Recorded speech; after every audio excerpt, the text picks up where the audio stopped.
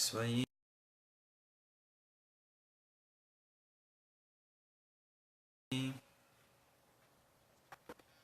Show de bola.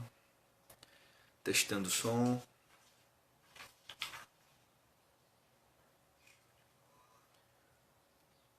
Sonzão violento.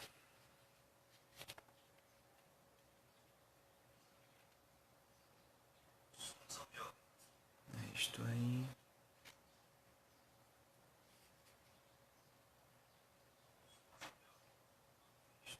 Isso aí, galera. Vamos para mais uma live hoje.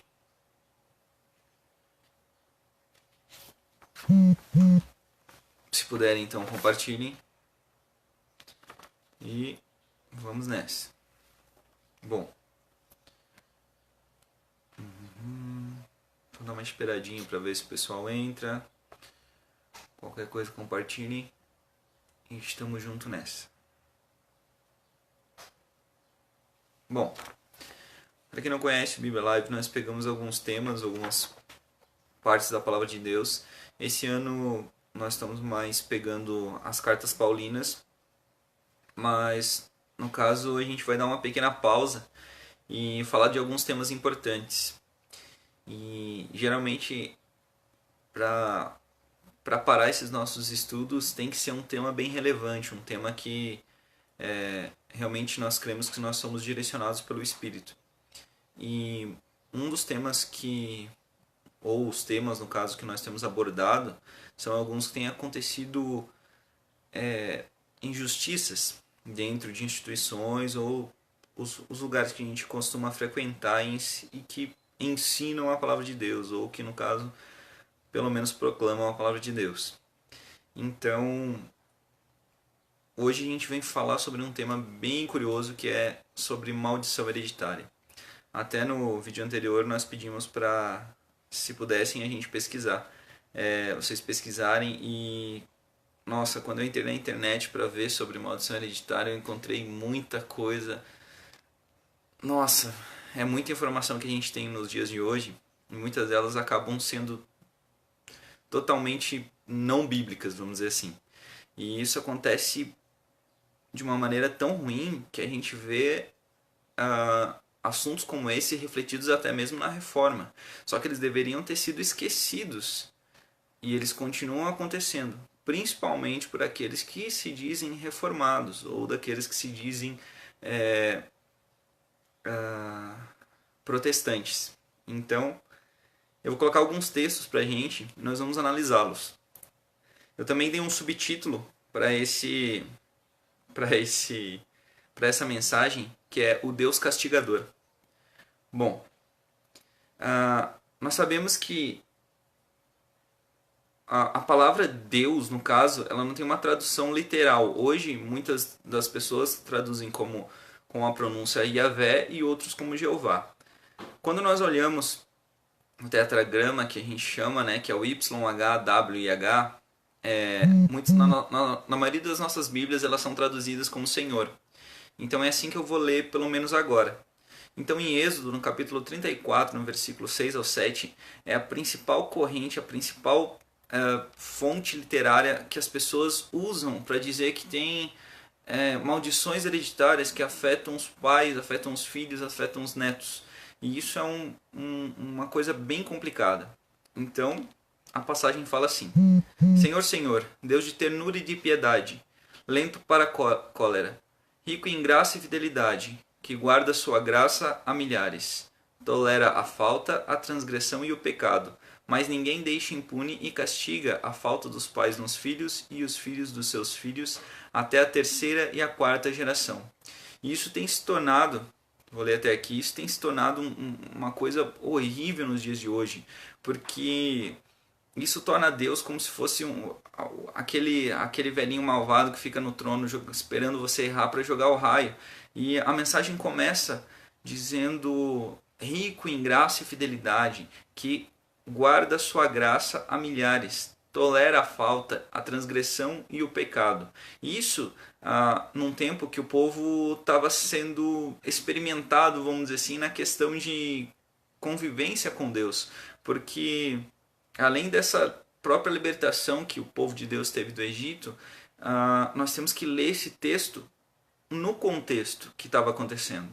Então, se nós percebermos as pessoas que viviam naquela época e elas tinham mais uma questão de financeira, de produção agrária, nós sabíamos que se de repente um pai errasse, ou um avô no caso, errasse no seu trabalho, a colheita de todos era ruim. E todos sofreriam, fossem filhos, fossem netos, fossem as pessoas que viviam, até porque tinha esse costume, ou inclusive nem em casas diferentes, na mesma casa.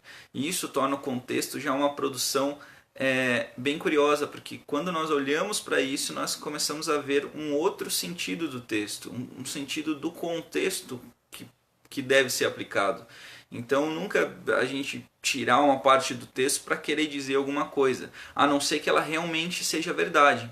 E essa mesma parte nós vemos, nós cremos que Davi escreveu pelo menos o Salmo 86, porque é anunciado inclusive como Salmo davídico, mas em si ele usa parte disso para fazer uma súplica a Deus. Então se a gente olhar lá para o Salmo 86, 15 e 16 fala assim: Tu, Senhor, Deus de piedade e compaixão, lento para a cólera, cheio de amor e fidelidade, volta-te para mim, tem piedade de mim.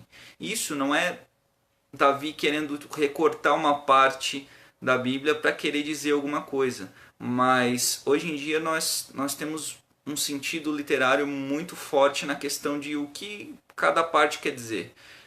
Deus, por mais que ele não deixe impune e castiga a falta dos pais nos filhos, que era o que estava dizendo naquela época, ou pelo menos naquele contexto, serviria para Davi naquela hora ou naquele momento que ele estava passando? Não, porque o que ele estava passando naquele momento era justamente ele estava suplicando que Deus tivesse a misericórdia dele.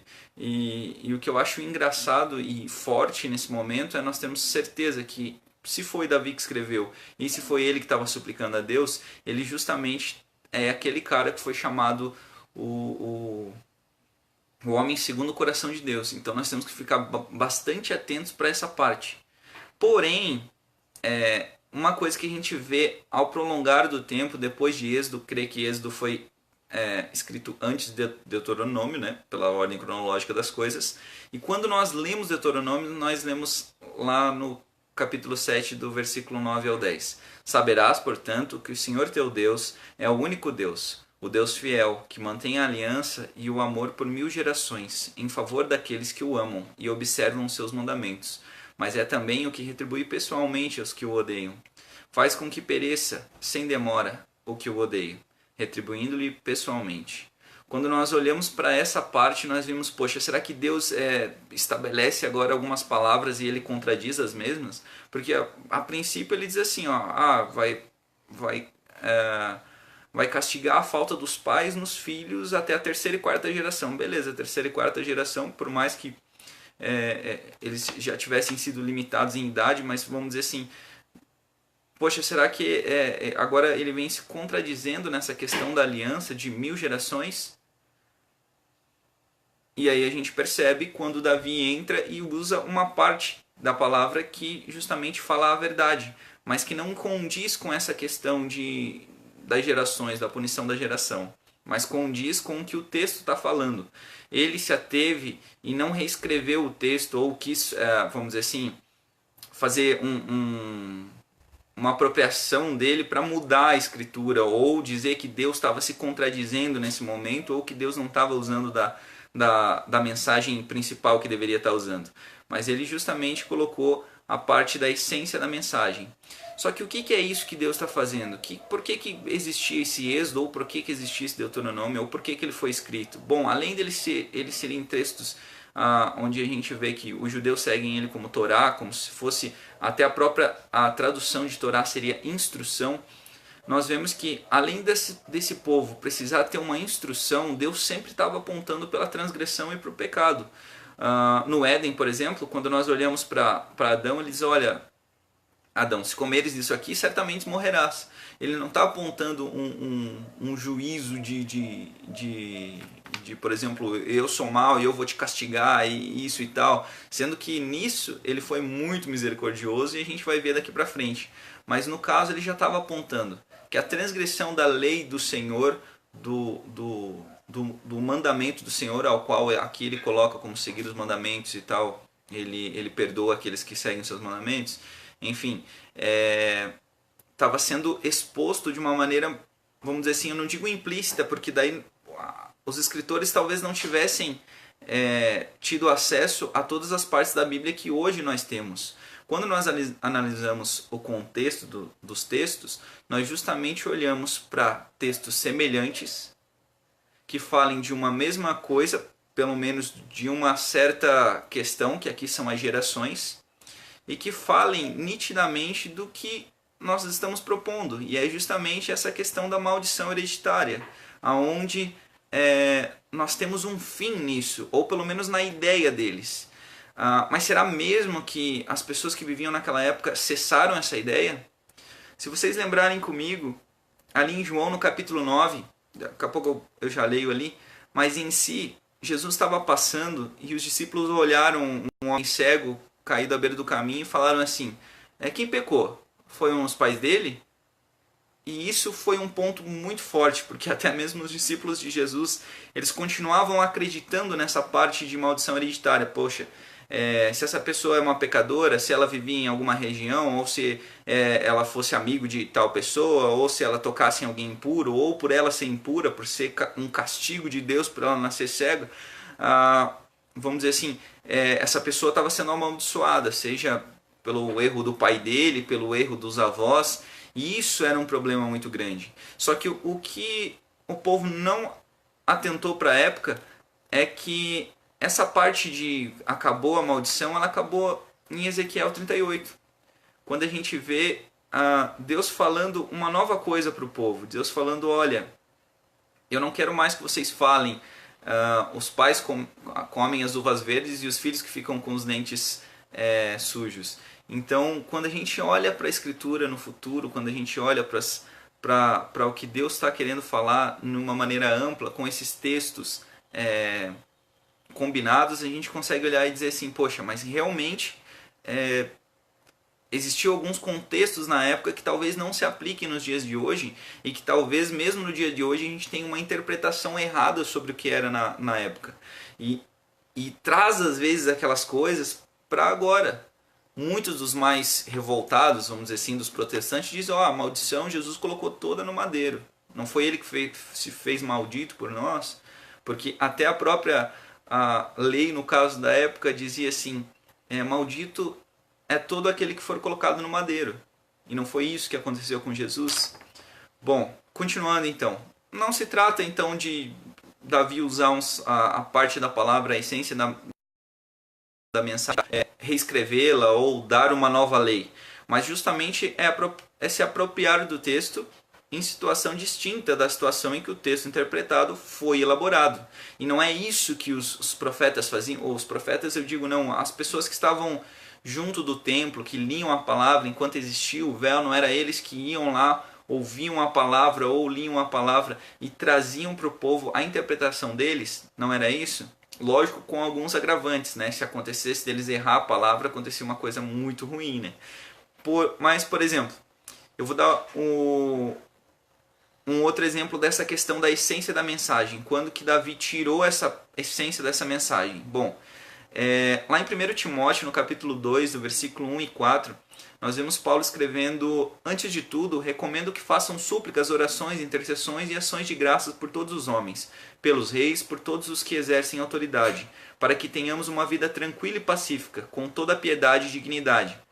Isso é bom e agradável perante Deus, nosso Salvador, que deseja que todos os homens sejam salvos e cheguem ao pleno conhecimento da verdade.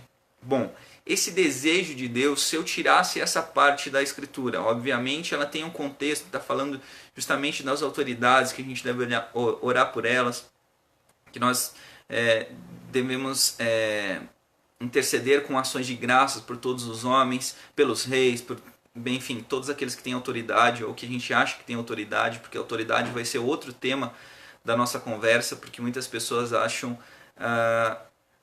tem uma noção distorcida sobre a autoridade justamente porque isolam os textos ou surrupiam uma parte e tornam outra pessoa autoridade que talvez não seja. Mas enfim. Então, se eu tirar essa parte do desejo de Deus, nosso Salvador, e dizer para ele que o desejo dele é que todos os homens sejam salvos e cheguem ao pleno conhecimento da verdade, isso quer dizer que eu estou reescrevendo o texto, ou mandando uma nova lei, ou enfim, não, eu estou realmente pegando a essência da mensagem. Foi mais ou menos isso que Davi fez então lá no Salmo 86. Então, quando a gente analisa os contextos, a gente vê que não tem uma reescritura da Bíblia, mas justamente nós temos que analisar cada parte da Escritura no seu devido contexto. E se conseguimos trazer elas, a gente já faz uma exegese colocando todos os textos que forem possíveis e parecidos e falando da mesma coisa juntos, para a gente ter uma bela comparação para conseguir ver realmente essa diferença. E uma coisa que me chama a atenção quando eu comecei o vídeo foi justamente falando da reforma. Quando a igreja que estava dominando, no caso, a princípio, pelo menos começou, além de perseguida, começou a perseguir, nós tínhamos as indulgências. O que eram as indulgências? Quando nós olhamos essas partes da Bíblia, quando nós vemos essa questão de pecados e de maldição hereditária, nós vimos que muitas das pessoas, mesmo no ano de 1500, por aí aproximadamente, elas usavam disso para vender a salvação das pessoas. E não somente dessas pessoas, por exemplo, que pagassem, mas a salvação do avô, a salvação do pai, a salvação de não sei quem. Então a gente olha como as pessoas se aproveitaram. E eu não digo, eu não estou me tirando da reta, não. Eu não estou dizendo que eu sou bonzão ou que eu sou realmente o santinho que faz tudo correto. Não é isso. Mas quando nós percebemos que nós estamos errados, nós começamos a caminhar diferente. A gente começa a dar um outro passo. Então é isso que vai fazer uma diferença com as nossas atitudes, né? Então, quando a gente olha para a reforma, a gente vê um exemplo disso. A gente vê um exemplo das pessoas que, por exemplo, olhavam para Deus e para o Evangelho em si e começavam a fazer algumas coisas que, infelizmente, acabavam escravizando as pessoas. E, inclusive, poxa, isso tirava toda a questão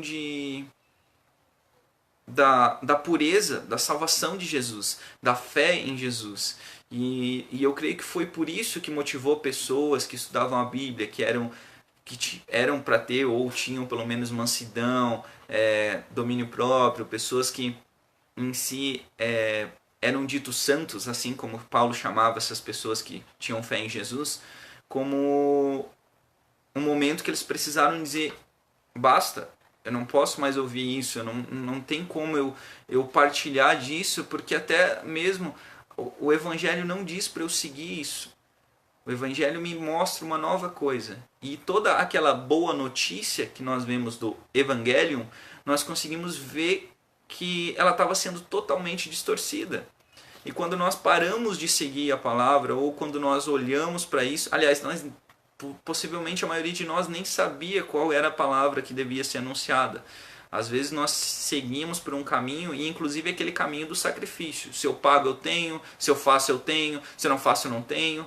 E isso é muito perigoso. Nós olharmos para as pessoas, nós olharmos para as coisas e nós temos aquela sensação de que nós temos que pagar alguma coisa a Deus. E eu não digo que isso é totalmente ruim, nós dedicarmos a nossa vida, que por sinal nós não tínhamos, mas nós dedicarmos essa nossa vida com essa nossa humildade, chegarmos a Deus e dizermos: nós precisamos de você, nós precisamos de ti, porque você é a própria vida, Jesus. É uma coisa muito interessante, uma coisa que realmente chega a ser de uma humildade tremenda. Então, continuando, nós temos aparente, então, lembra que eu falei só para a gente não ficar perdido e eu ficar citando e eu não falar das escrituras? Nós temos em Jeremias e nós temos em Ezequiel. Quando nós lemos em Jeremias, no capítulo 31, do 29 ao 30, ele fala assim: nesses dias já não se dirá, os pais comeram uvas verdes e os dentes dos filhos se embotaram. Mas cada um morrerá por sua própria falta. Todo homem que tenha comido uvas verdes terá os dentes embotados. Então essa foi o exemplo que Jeremias usou a princípio ali para falar dessa maldição hereditária. E as pessoas deixaram passar assim, ó, foi, acabou. Poxa, então será que meus pais comeram as uvas lá e os meus dentes que vão ficar sujos? É isso que vai significar? Não. Mas ele fala assim, ó, nesses dias já não se dirá. Não é mais para falar isso aí. Não, pelo menos até ele não está falando dizendo assim, olha, não estou dizendo que a interpretação exegética de vocês está errada. Não, porque naqueles dias, naquele contexto, não era isso que se dizia. Não era assim que se escrevia. E em Ezequiel 18, do 1 ao 4, fala: a palavra do Senhor me foi dirigida nesses termos. Que venha a ser este provérbio que vós usais na terra de Israel? Os pais comeram uvas verdes e os dentes dos filhos ficaram embotados?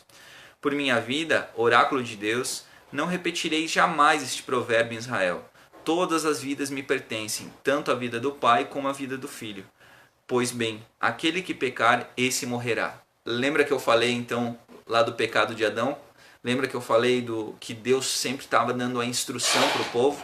Então é essa a instrução que nós temos que estar com os olhos bem abertos e com os ouvidos mais abertos ainda para realmente perceber a pessoa e perceber a importância dessas pessoas que vieram a falar depois sobre o que estava acontecendo naquela época.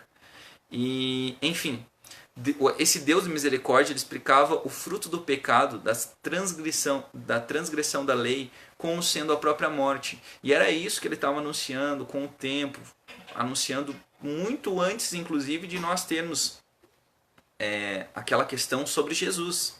Então, Jesus ter vindo, no caso, apesar de que Davi, num dos salmos dele, ele coloca justamente, olha, o Senhor disse ao meu Senhor. Sabe, eu não sei qual a experiência realmente que Davi teve com Deus, mas ele escrevia coisas realmente que, poxa, eram de Deus, vamos dizer assim. E não é à toa, então, que ele foi chamado de como ele foi chamado. Bom, então, como que a gente vê o destino daquele pecado, daquele pecador, daquela pessoa que escolhe o pecado? É lógico que hoje nós temos noção de que nós não somos perfeitos, que nós erramos e que nós talvez não sejamos santos igual Jesus foi, mas é isso que nós temos buscado, não é isso que tem nos impedido, não é essa nossa natureza carnal que Paulo aborda nas suas cartas. Mas quando nós olhamos em João, no capítulo 3, 18 e 19, nós vemos: quem nele crê não é condenado, mas quem não crê já está condenado, por não crer no nome do Filho unigênito de Deus. Este é o julgamento. A luz veio ao mundo, mas os homens amaram as trevas, e não a luz, porque as suas obras eram más. Nossa, Dudu, mas por que colocar isso aqui no meio? Por que colocar esses versículos? A princípio nós não estávamos falando lá da maldição hereditária, mas é justamente isso. Quando a gente estava dando, ou quando Deus estava dando a instrução para o povo lá em Êxodo, ou seja em Deuteronômio, os homens eles praticavam aquelas más obras. E eu não estou dizendo que essas boas obras vão produzir a salvação, mas ainda mais hoje, né, que nós temos o conhecimento, o repleto conhecimento que, ou pelo menos na maioria de nós concordamos que o que leva à salvação, no caso, é justamente a fé em Jesus. Mas essas boas obras, assim como diz em Tiago capítulo 2, nós conseguimos ver que elas são produzidas, são frutos de pessoas que fazem o bem. E uma interpretação dessa sendo passada adiante, ela não é o bem nos dias de hoje. Se nós continuarmos ensinando essas coisas de maldição hereditária, de maldições, até mesmo quando a gente olha para a nossa Santa Ceia, que a gente chama. Nós olhamos a Santa Ceia e dizemos: poxa, então, se eu comer indignamente esse pão e tomar desse vinho, eu vou ficar... Deus vai me lançar uma maldição que logo eu vou morrer, vai acontecer alguma coisa. Mas a gente para de ler a passagem e diz: olha, o homem analise a si mesmo e depois coma. Então as palavras, a gente para de tirar algumas coisas a gente tira, aliás, algumas coisas da Bíblia e a gente para de olhar para o texto, para o contexto, que quem comia indignamente naquela época e naquele texto do contexto era justamente a pessoa que comia antes, e daí quando as pessoas chegavam lá naquele local não tinham o que comer, e era por isso que muitos estavam doentes, sem comida, sem bebida, eles estavam, não estavam, e uns se embriagavam com vinho. Então ele todo colocava uma retratação do que era viver pela carne, e inclusive do que era o efeito do pecado. Esses efeitos do pecado nós não estamos livres.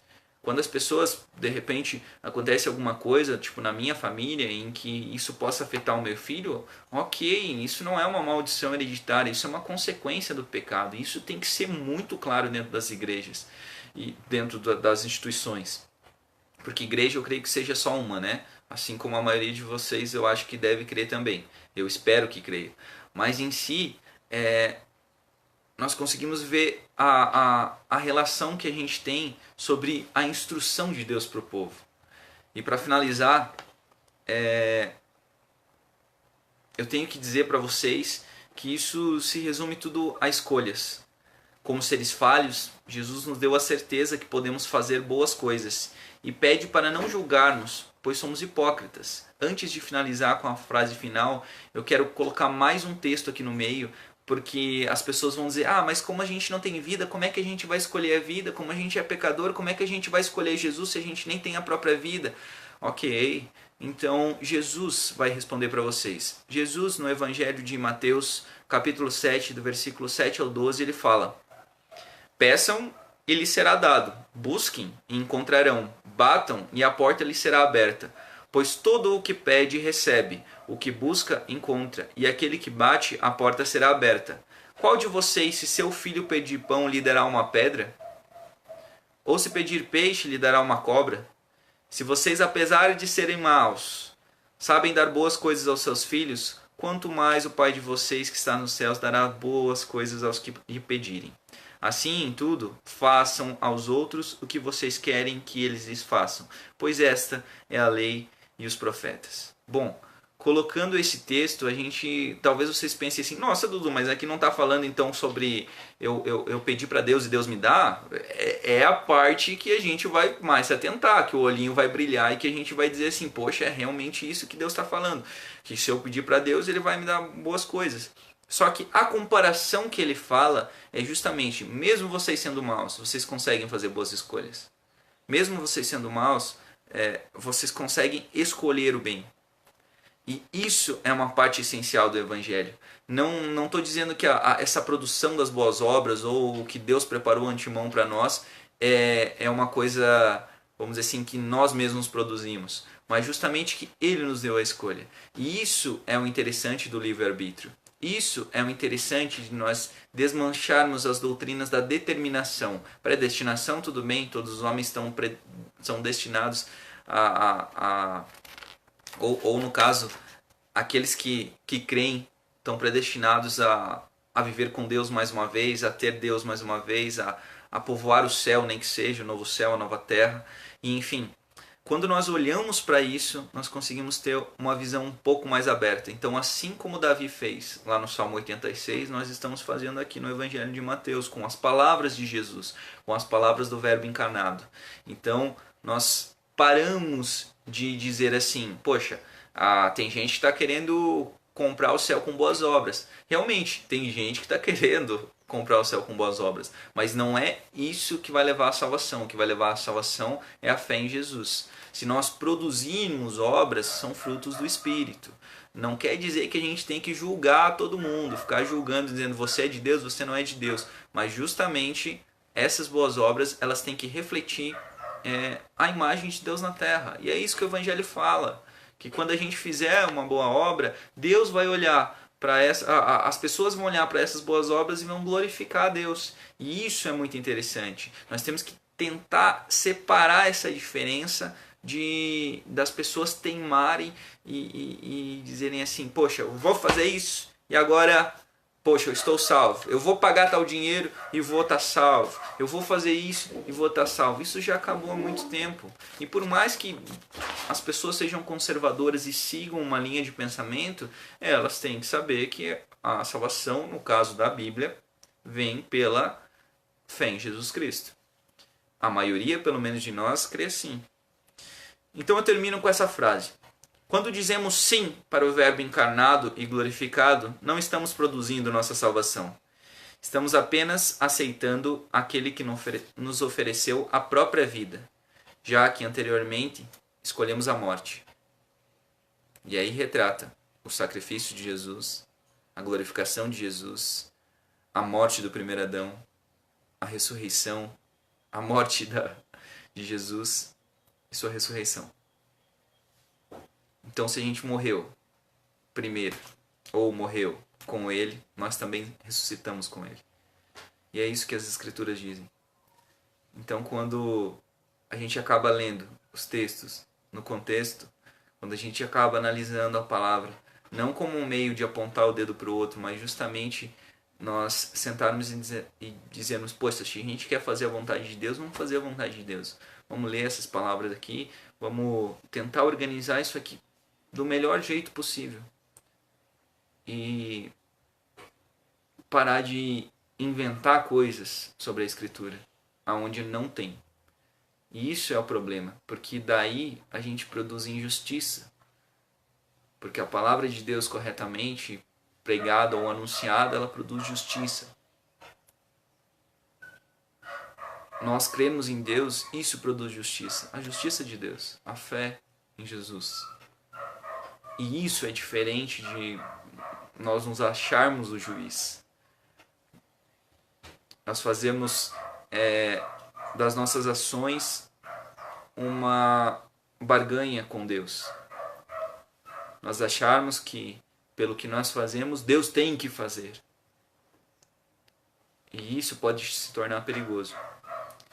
Então, eu gostaria de dizer que esse texto ele remeteu a um pouco do passado. Ele passou por alguns milênios.